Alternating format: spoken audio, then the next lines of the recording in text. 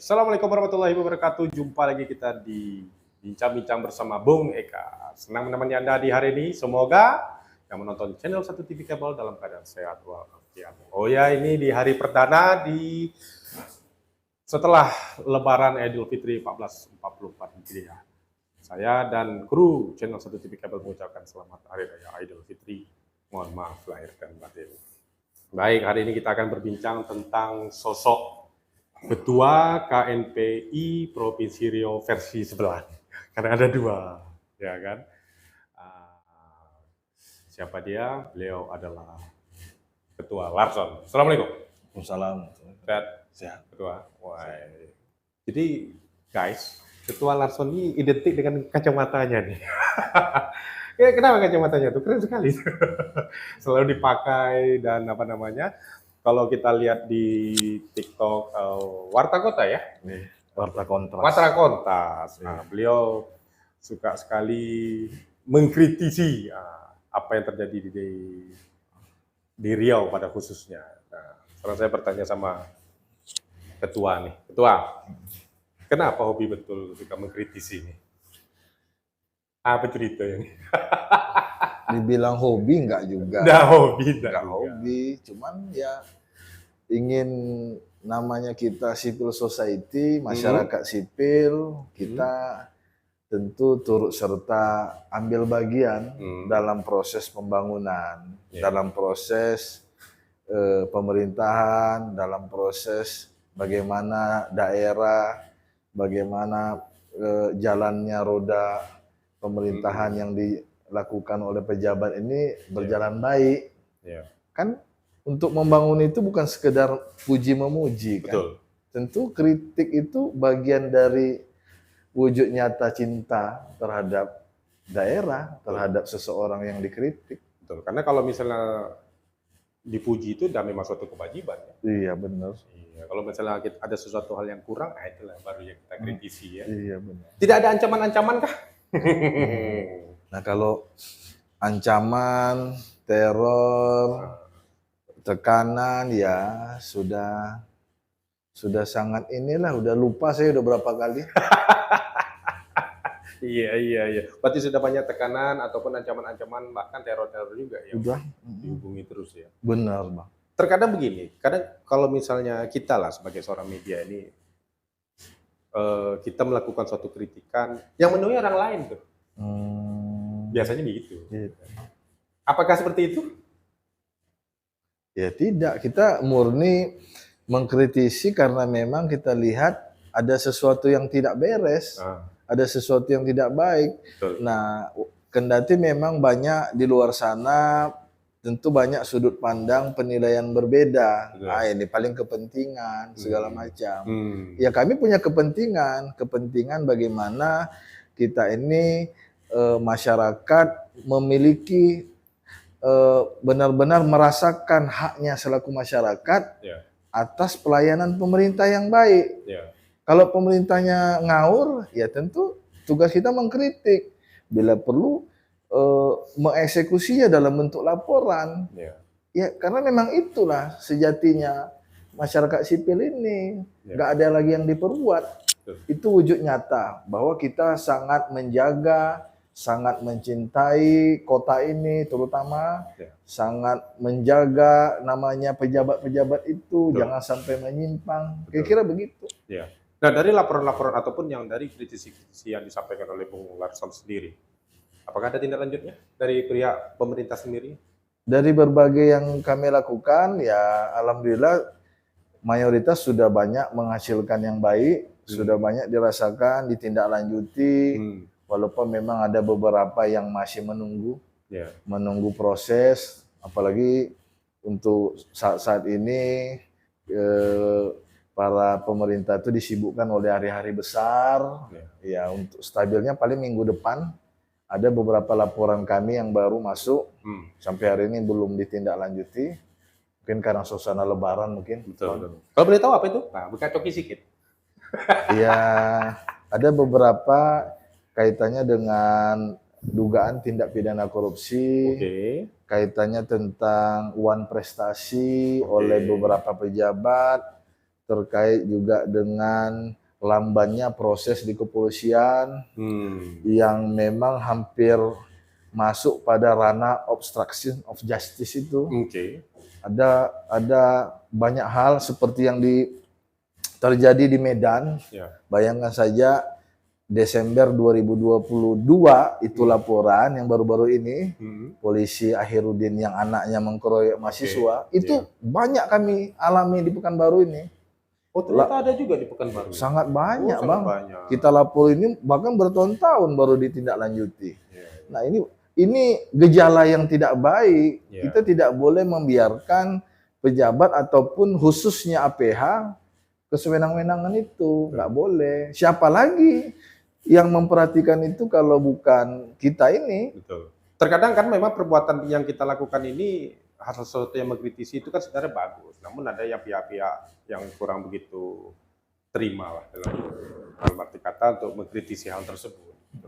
Nah, dari sudut pandang dari Bung Larson sendiri, masalah mengkritisi ini seperti apa? Sebenarnya kan hal-hal yang umum lah ya. Itu tadi kita kan sebagai ya sesuatu hal yang belok ya kita perhatikan, kita luruskan kembali. Gitu. Ya kan. Contoh misalnya kayak ada beberapa kasus yang mencuat ini terdapat OTT kemarin, namun belum ada diproses.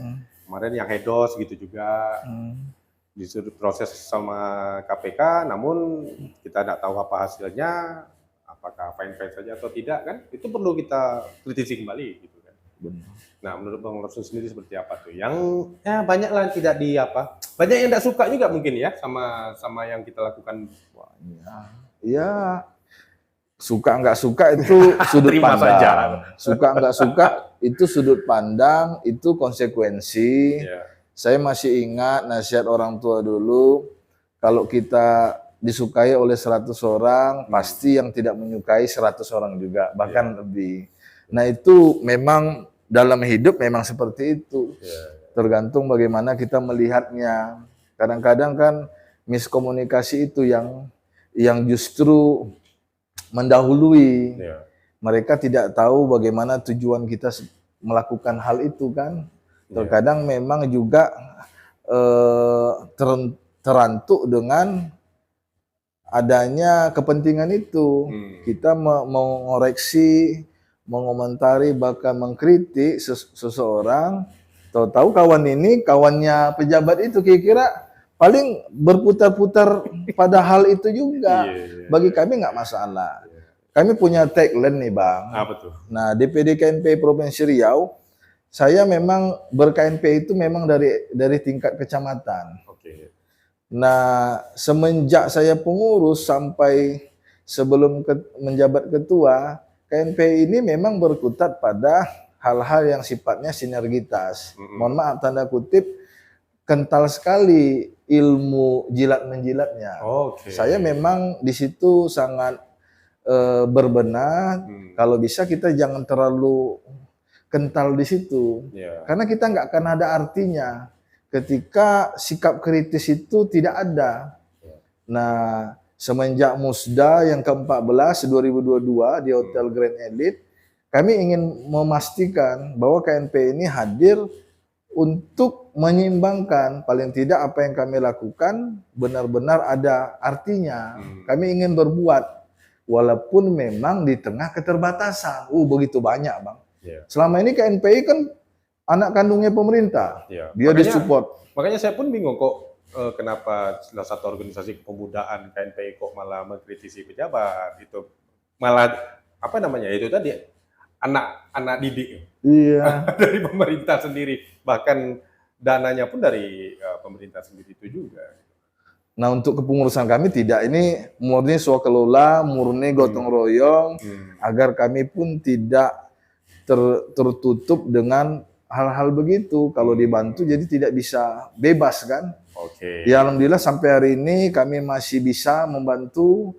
Kami masih bisa menghadirkan keadilan. Nah itu yang paling penting Bang. Menghadirkan keadilan ini walaupun kami begitu banyak keterbatasan, tapi sebisa mungkin nih Bang, merubah yang namanya air mata menjadi mata air kehidupan. Dari berbagai aspek. Saya perlu sampaikan, ini bukan bermaksud ria, sudah beberapa masyarakat kepala keluarga yang kami bantu berobat gratis, bahkan melahirkan gratis. Bahkan kita pun ikut support itu. Bahkan bagi-bagi minyak untuk pengendara ojol pun ada juga. Sudah dilakukan. Bahkan ada sampai dirujuk ke RSCM Jakarta. Ada kanker. Jadi ini hal-hal yang perlu kita juga support kegiatan-kegiatan sosial. Jangan hanya anti kritik itu saja dilihat. Nggak boleh. Apalagi sesama aktivis. Kadang-kadang banyak. Justru aktivis itu yang memusuhi kami. Kami punya tagline, musuh terbesar kami itu bukan sesama aktivis ataupun jurnalis. Musuh terbesar adalah pejabat yang korup. Pejabat yang kesewenang-wenangannya terlalu berlebihan. Memang benar, kita nggak ada yang lurus, nggak ada yang bersih-bersih amat. Tapi jangan kebablasan. Jangan terlalu maruk, Bang. Kemaruk.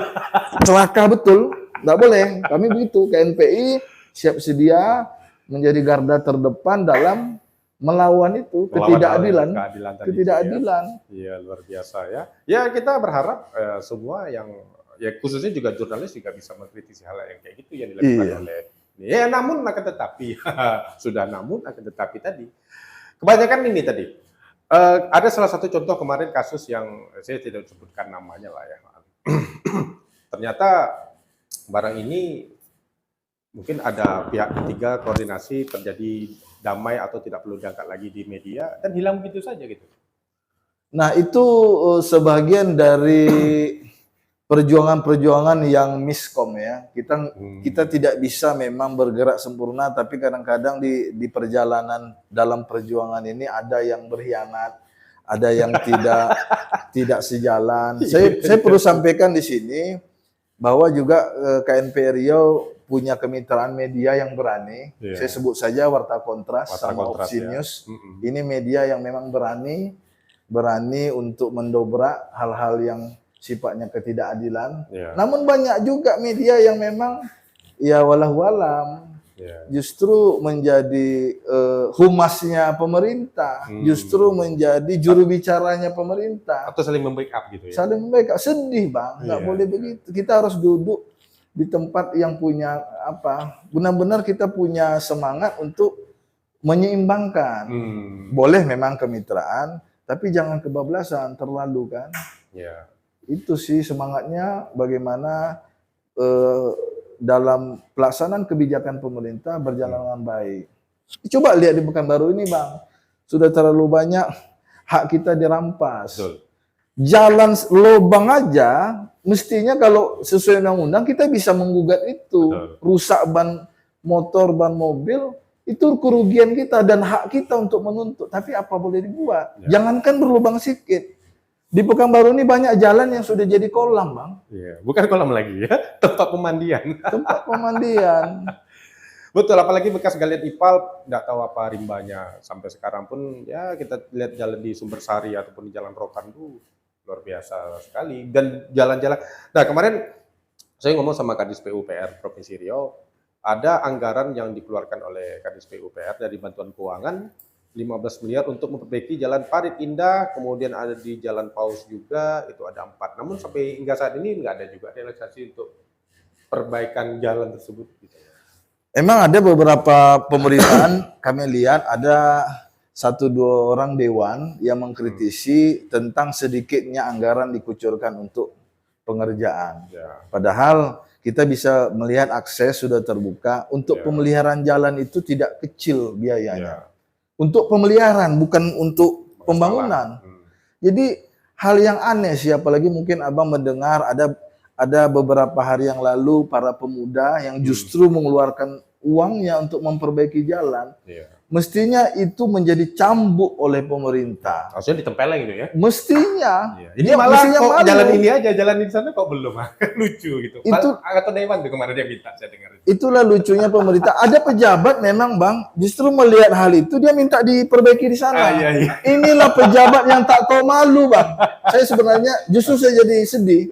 Ada mental-mental pejabat yang nggak tahu malu, yang justru meminta pemuda itu perbaiki sana. Kalau saya tuh kalau seperti di Korea Utara dia pasti mundur, bahkan bunuh diri, harus begitu. Karena harus malu. Iya memang. Malu, Bang. Di negara kita ini urat malu mungkin sudah tidak ada. Mungkin Bang saya Sudah putus. Ya, kita memang lakukan kemarin podcast sama si Bambang itu, dan beliau juga melakukan hal yang sama. Jadi kita melihat di Jalan Pari Indah, ataupun bagi yang rekan-rekan yang ingin mengaspal, bisa hubungi saya itu. Bahkan tadi Bung Larson juga bilang, bahkan salah satu pejabat juga, oknum lah ya. Oknum kita sebutnya. Ada yang meminta harus di sana lagi sana, berarti ini nggak tahu malu pejabat. Saya jadi sedih Bang, ini mohon maaf, sedih sebenarnya, tapi mau tak mau kita harus sampaikan. Iya. Pejabat ini sudah punya fasilitas, sudah punya kewenangan Bang, sudah punya kewenangan loh. Tapi saya boleh buka di sini, justru yang dibangun oleh pejabat kita, pemerintah kita adalah institusi yang sifatnya vertikal. Institusi kantor-kantor yang sebenarnya sejauhnya dia sudah dibebankan oleh APBN. Katakanlah kejaksaan, kepolisian, Makorem. Abang mungkin coba pergi jalan-jalan ke Makorem, ngeri Bang.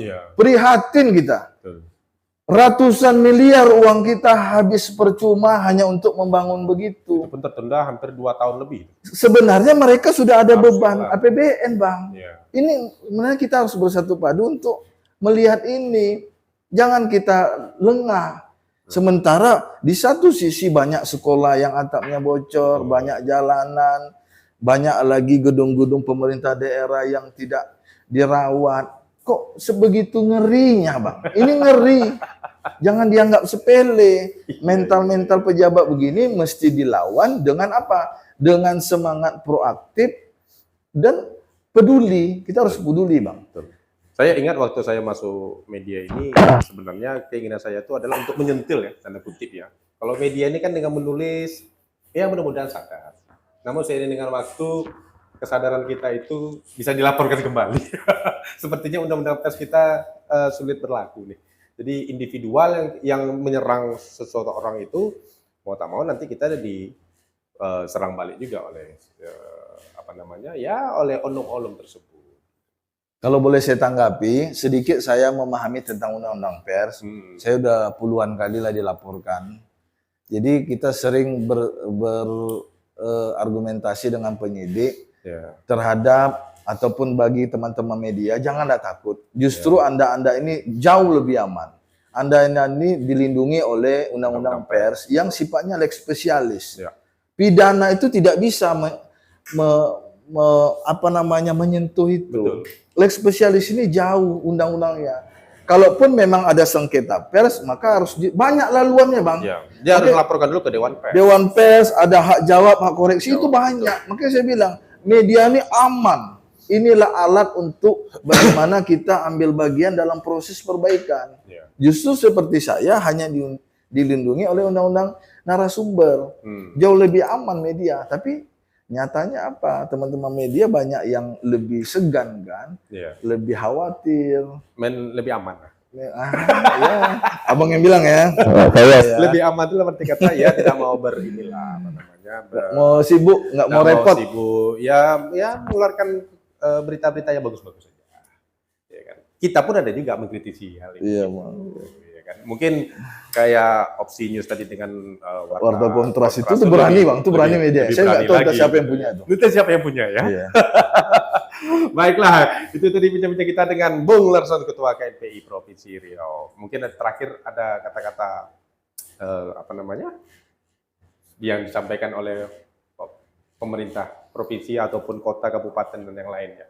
Baik Bang, terima kasih atas ruang waktu ini. Kami berharap agar kedepannya tanpa mengurangi rasa hormat, tidak bermaksud untuk menggurui para orang tua kami, pemerintahan daerah, baik itu Pemprov Provinsi Riau maupun Pemko, 12 kabupaten kota, marilah berjalan lurus. Karena Bapak Ibu, para pejabat dengan berjalan lurus, saya yakin tidak akan ada beban, sampaikanlah yang nyata. Dan amat sangat berdosalah Bapak Ibu yang sudah diberikan kewenangan, yang sudah diberikan tanggung jawab, tapi menyimpang terhadap hal-hal itu.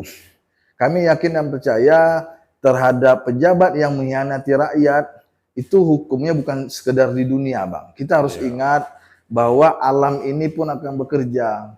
Hindari Bapak Ibu para pejabat, hindarilah ilmu-ilmu sandiwara, jangan lagi kita berkutat dengan hal begitu. Nothing tulus saja. Betul. Tolonglah pimpinlah masyarakat ini dengan ketulusan.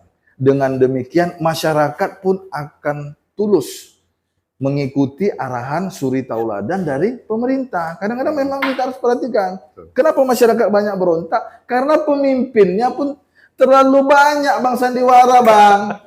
Ini mohon maaf, itu wujud nyata kami atas kepedulian, kami cinta terhadap pemerintah ini. Semoga dengan peran kami yang kecil ini dapat serta-merta menghadirkan keadilan, menghadirkan kesejahteraan dalam beberapa aspek. Ya, wabil khusus tentu dari sisi DPD KMP Provinsi Riau, ya kami terkait dengan penegakan hukum, mudah-mudahan akan lebih baik. Karena ketahuilah, ini terakhir Bang ya. Boleh. Sekarang zaman hari ini bukan hanya Tuhan saja yang ditakuti. Ini harus tahu nih. Bukan sekedar Tuhan yang ditakuti nih. Ini perlu dipahami. Tapi murkanya netizen ini bahaya, Bang. Murkanya netizen bahaya. Netizen maha benar. Netizen kita nggak tahu siapa dia, tapi hari-hari ini kita sudah lihat banyak terungkap kasus yang justru dengan semangat netizen itu langsung diproses. Betul. Makanya bukan hanya Tuhan, netizen pun harus ditakuti. Jangan sampai viral terlebih dahulu baru diungkap. Nah, itu dia. Sedangkan yang biasa-biasa aja hanya lepas. Iya, itu banyak ada hashtag itu no viral, no action. Itu Bang, jangan begitu. Ini bukan negeri badut, Bang. Ini banyak pemerintah, kita nggak boleh begitu. Nothing tulus lah, bekerja dengan baik, maka Bapak Ibu pun akan tenang tidurnya, maka kami pun akan benar-benar menjadikan panutan terhadap pemerintah. Demikian, fastabiqul khairat. Wassalamualaikum warahmatullahi wabarakatuh. Baiklah, itu bincang-bincang saya dengan Bung Larsen. Saya Kasa Putra mohon undur diri. Wassalamualaikum warahmatullahi wabarakatuh.